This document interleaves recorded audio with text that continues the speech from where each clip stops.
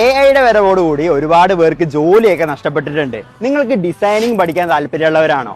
എങ്കിൽ AI ഉപയോഗിച്ചുകൊണ്ട് graphic designing പഠിപ്പിക്കുന്ന ഒരു ഡിസൈനിങ് സ്കൂളിന്റെ മുമ്പിലാണ് കേട്ടോ ഇന്ന് ഞാനുള്ളത്.